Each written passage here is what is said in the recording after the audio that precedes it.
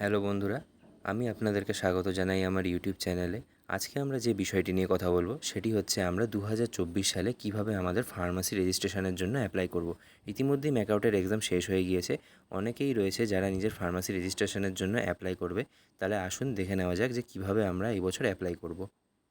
প্রথমেই আমাদেরকে গুগলে টাইপ করে নিতে হবে WBPC, তারপরে ফার্স্টে যেই ওয়েবসাইটটি আসবে সেটাতে আমাদেরকে ক্লিক করতে হবে। ওয়েবসাইটটি খোলার পর আমরা এখানে একটি ইন্টারফেস দেখতে পারবো। তারপর নিচে স্ক্রোল করলে আমরা দেখতে পারবো রেজিস্ট্রেশন অ্যান্ড রিনিউয়াল প্রসেস। আমরা সেই রেজিস্ট্রেশন অ্যান্ড রিনিউয়াল প্রসেসে ক্লিক করব।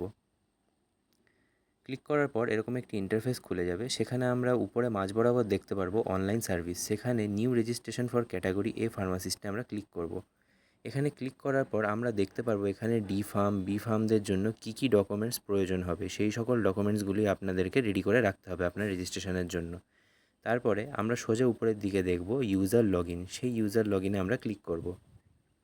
ইউজার লগইনে ক্লিক করার পর আপনারা যদি নতুন হয়ে থাকেন তাহলে আপনাদেরকে এখানে একটি অ্যাকাউন্ট তৈরি করে নিতে হবে।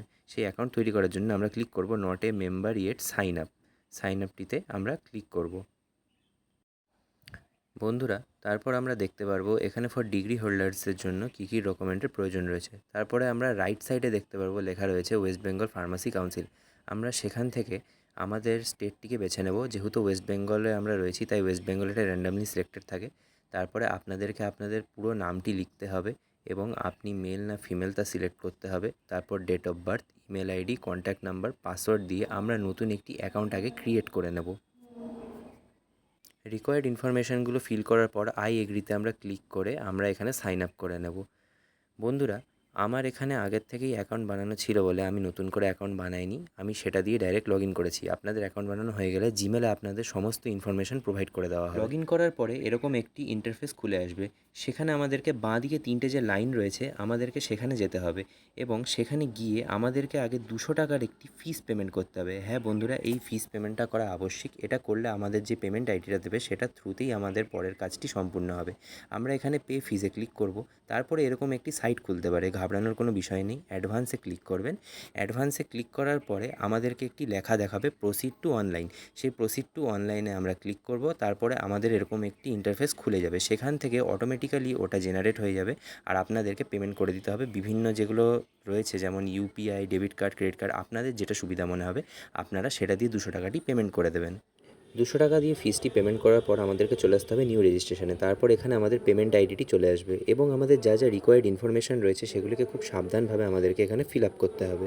এখানে আপনাদের নাম, ধাম এবং আপনার বাবা মার নাম কিংবা আপনার স্বামী থাকলে স্বামীর নাম, ডেট অফ বার্থ, আপনার কলেজের অ্যাড্রেস এবং কলেজের পুরো নামটিকে এখানে দিতে হবে। কলেজের অ্যাড্রেসে কিন্তু পিনকোড অবশ্যই মেনশন করবেন। আপনাদের আধার কার্ড এবং ভোটার কার্ড নাম্বারটিও এখানে সঠিকভাবে আবেদন করবেন।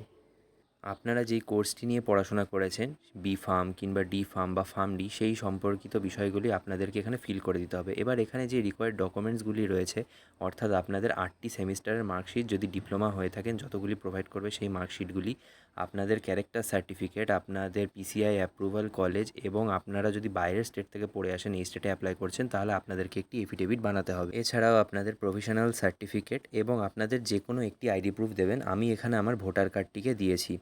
এই সমস্ত ডকুমেন্টগুলি ফিল আপ করার পর আপনি আপনার ছবি এবং সিগনেচারটি আপলোড করবেন। এখানে যেই ডাইমেনশনে বলা রয়েছে, অর্থাৎ 5x4 সেন্টিমিটার ফটো আর 4x2 সেন্টিমিটার সিগনেচার, এগুলি সম্পূর্ণভাবে আপলোড করে দেবেন। সমস্ত ডকুমেন্ট প্রোভাইড করে দেওয়ার পর আপনারা ডাইরেক্ট সাবমিট করবেন না, তার আগে আপনাদেরকে ড্রাফটটাকে সেভ করতে হবে। আবার এরকম ইন্টারফেস চলে আসবে, আপনারা একইভাবে এটাকে প্রসিড করবেন এবং ড্রাফটটি যখন সেভ হয়ে যাবে আপনার পোর্টালের সামনে এরকম একটি সাইট চলে আসবে বা ইন্টারফেস চলে আসবে। ড্রাফটটি সেভ হয়ে গেলে আপনি সেখানে ওকে ক্লিক করে নেক্সট চলে যাবেন।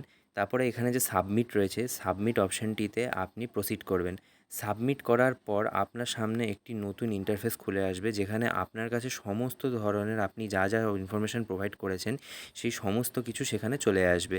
আপনার এখানে অ্যাপ্লিকেশান নাম্বার থেকে শুরু করে ভোটার আইডি, আধার আইডি, পিন, ল্যান্ডমার্ক সব কিছু চলে আসবে এবং ডান পাশে আপনার ছবি, সিগনেচার এবং যে যে ডকুমেন্টগুলি দিয়েছেন সেগুলি চলে আসবে। বন্ধুরা, আপনারা যদি তাড়াহুড়োবশত কোনো ভুল করে থাকেন, যেমন কলেজের নাম কিংবা আপনার নামে ছোটো বড়ো হাতের লেখা কিংবা যদি কোনো ভুল ডকুমেন্ট আপলোড করে থাকেন, ঘাবড়ানোর কোনো বিষয় নেই। পূর্ত ভবন থেকে আপনার অ্যাপ্লিকেশানটি আবার ব্যাক করে দেওয়া হবে। আপনি তখন চাইলে এটি সংশোধন করে আবার অ্যাপ্লাই করতে পারেন।